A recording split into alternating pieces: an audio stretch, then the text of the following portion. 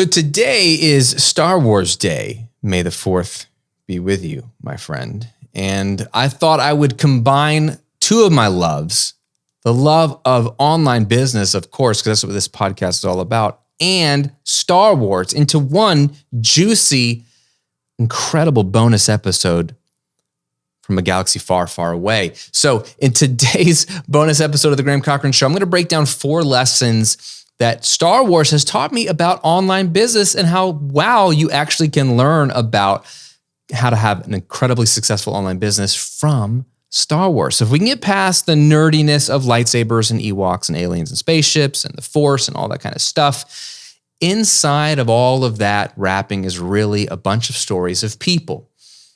And ultimately, that's what's inside the shiny wrapping of all these online businesses are just people. And when we understand how human nature works and how we tick on the inside and how our customers tick, wow, we can actually have a successful business. So if you'll indulge me, if you're a Star Wars fan, you're going to love it. If you hate Star Wars or could care less about it like my wife, you're still going to love it because it's going to apply to your online business. And if you're somewhere in between, then I don't see why you wouldn't love it. Indulge me on this, would you? I think you're really going to get a lot out of today's episode on how to grow an online business and think about online business from the wonderful wisdom of George Lucas and his creation, Star Wars. Let's discuss.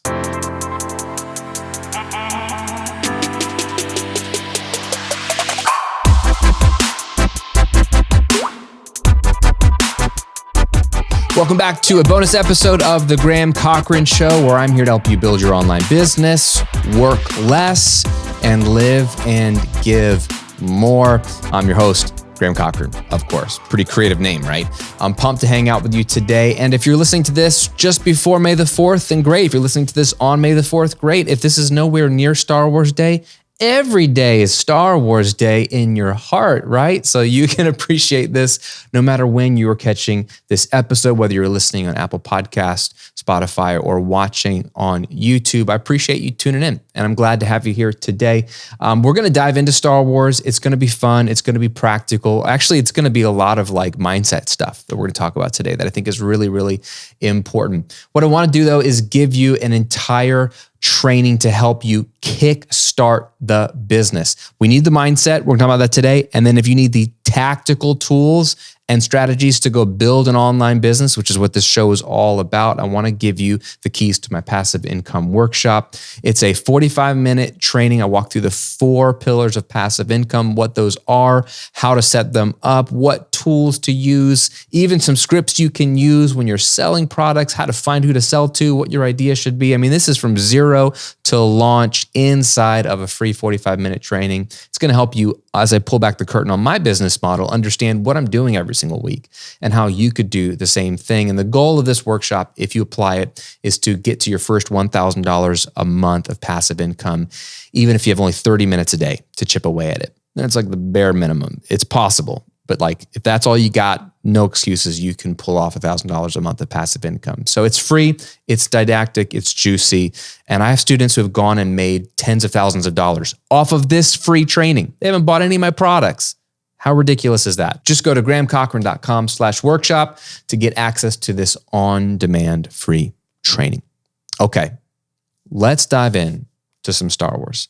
Now, there's going to be, 3 groups of you listening to this. Either you're going to have super Star Wars fans, you're going to know everything about Star Wars, including more than I know. There's going to be the casual fan that's like, yeah, I've seen a Star Wars movie or 2. I know who Luke Skywalker is, but like, that's about it. I don't care about The Mandalorian or Clone Wars or any of that stuff. That's fine too.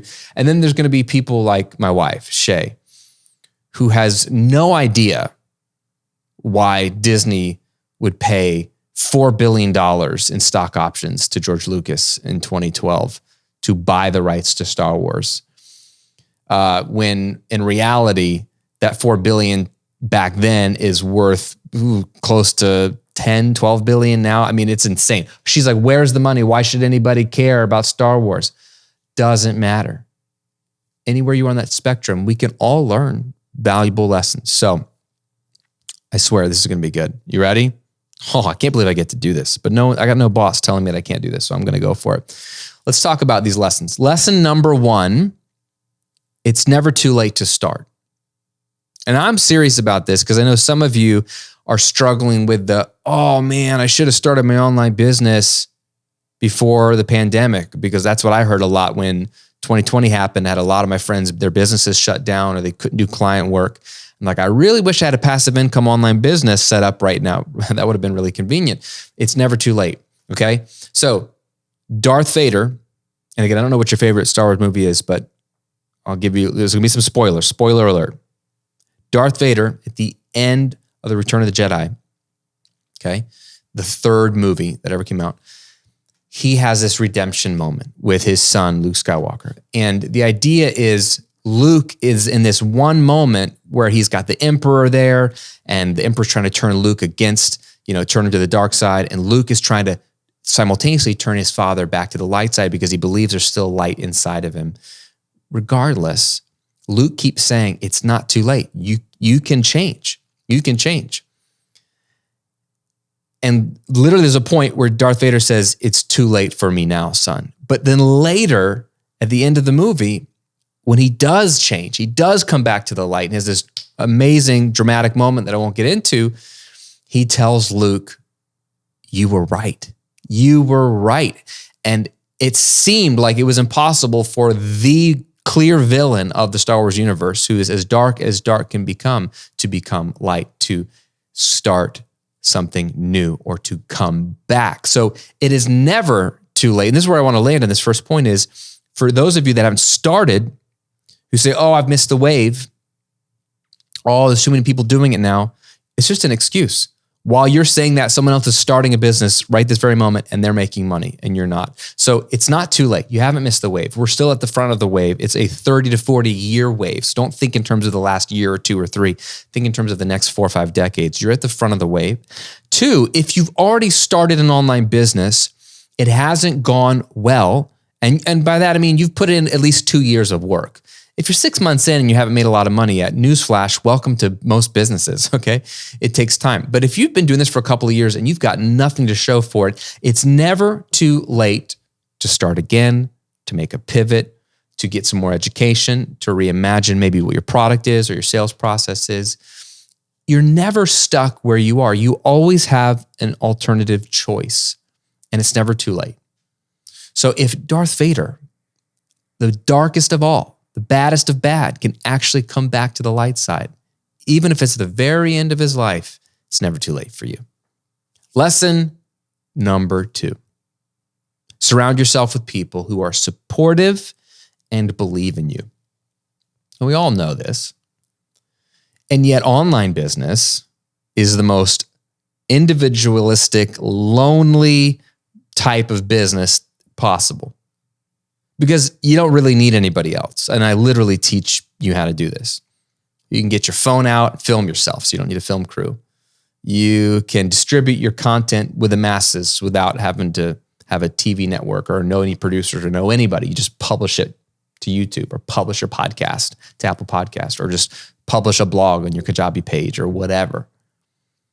You can build your own products yourself. You can create the own sales copy yourself. You can host the live trainings yourself. You don't even need to be physically in the same room as your customers, as the guests on your podcast that you're interviewing. You can do it all from the comfort of your home or home office.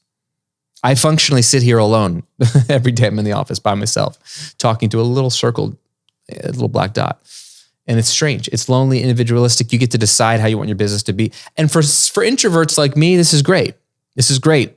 On the one hand, I love just being by myself and being able to just move. Like, I'm nimble, I'm fast. I was really bad at school projects and needing, partners in school. Like, I just want to do it myself. I just want to do it myself because I can move faster. I don't want to discuss it. I don't want to know your opinion on it. This is my opinion, right? It's the most selfish business in a lot of ways. But there's a point at which you can't do it on your own, where you doubt yourself. You don't know which direction to go. You need wisdom. Like the Bible says, in the abundance of counselors, there is safety. This is true, and we see this in Star Wars because Luke Skywalker, who's the quintessential hero of the story, at least of the first trilogy, right?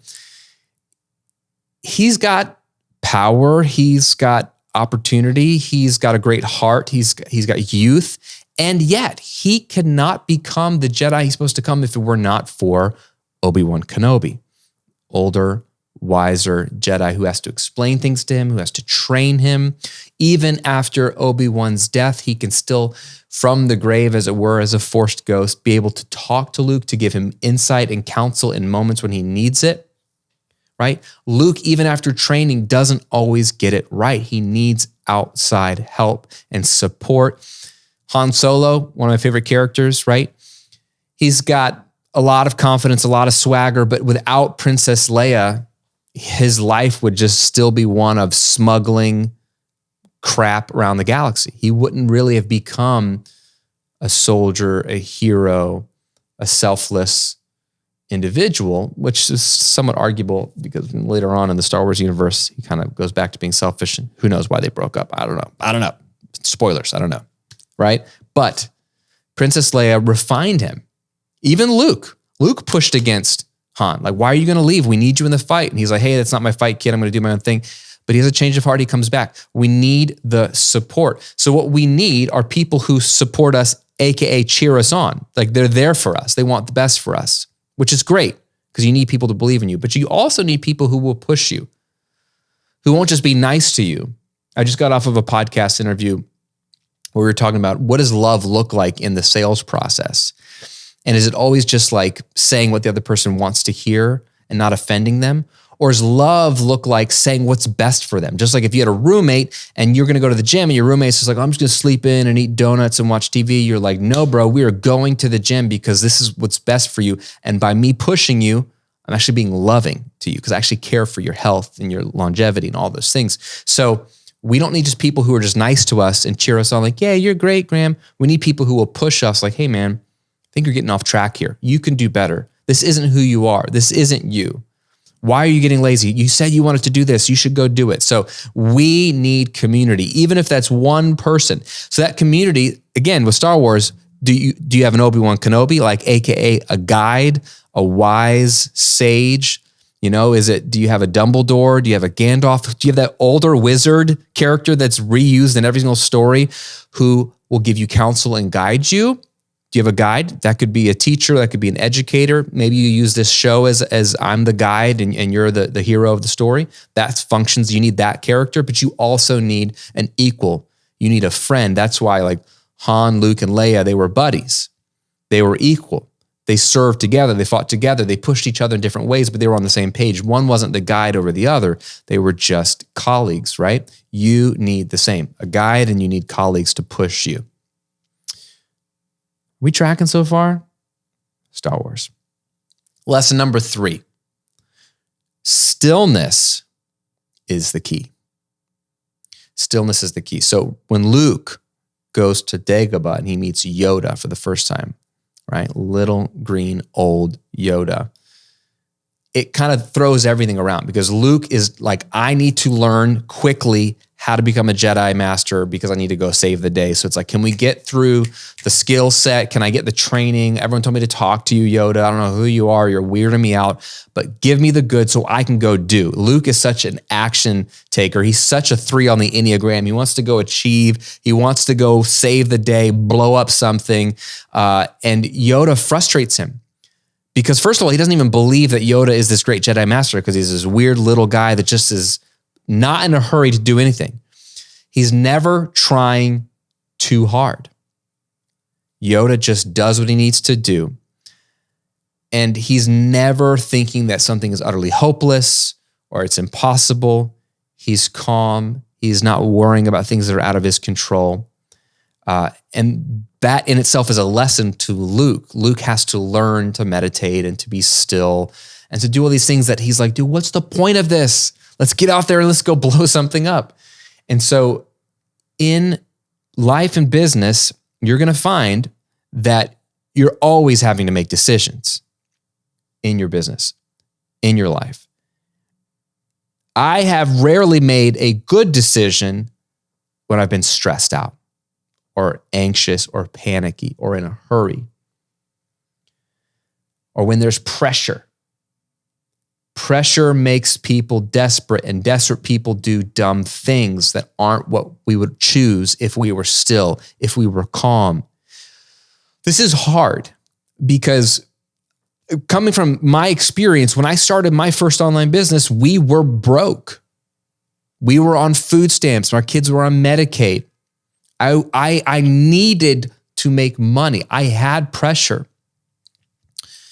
And yet I had to force myself to figure out the right way to do things, not the fast way to make a quick buck. I needed to build something sustainable.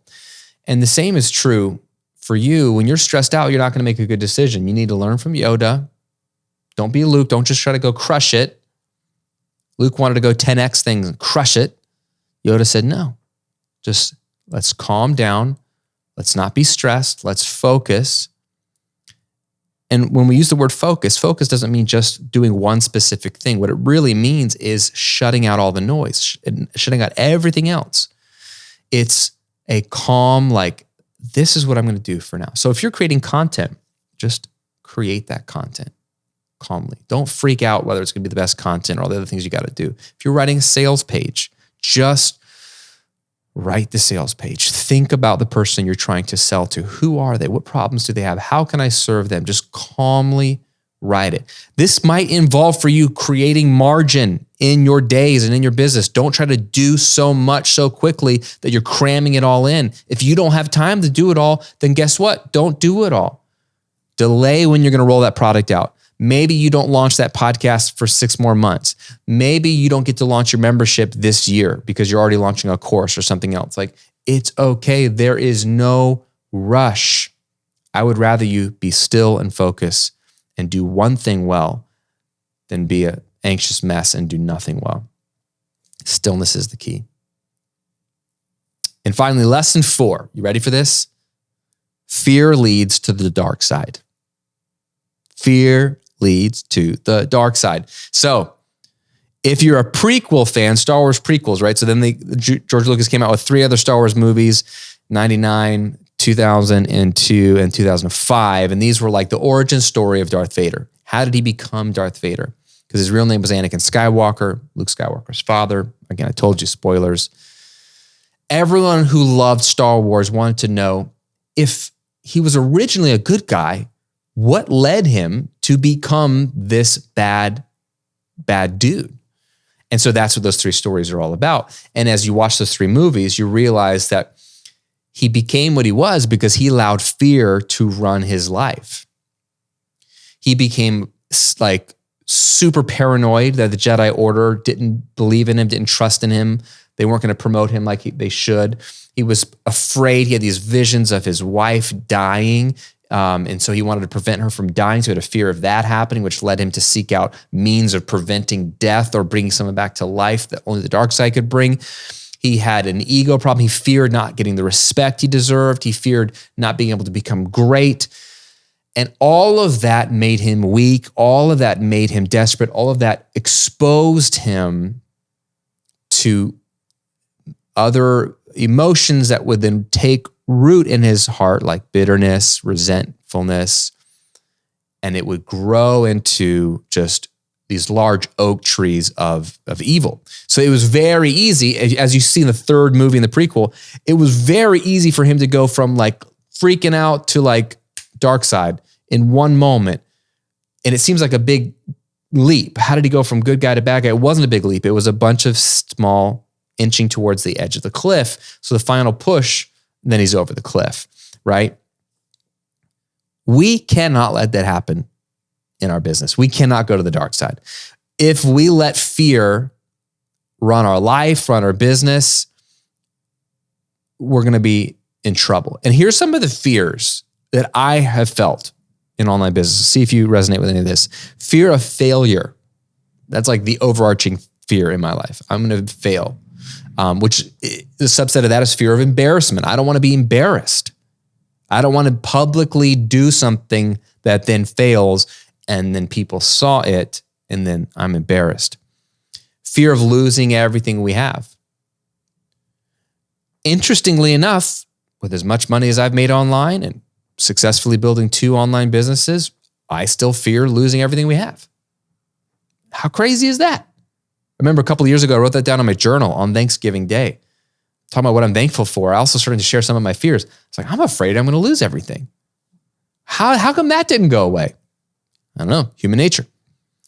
Fear of doing things the wrong way, whatever that means. I hear this a lot, like, was this the right way to write a sales page? Why does that matter? What's the fear there? I don't know. Is YouTube the right platform? Is this the right way to make thumbnails? Is this the right way to write an email funnel? Should you really be sending 3 emails on the last day of a promotion or a launch? There's so much fear in these questions because we don't want to get it wrong. We want to do it the right way so we feel like we followed the formula, the script.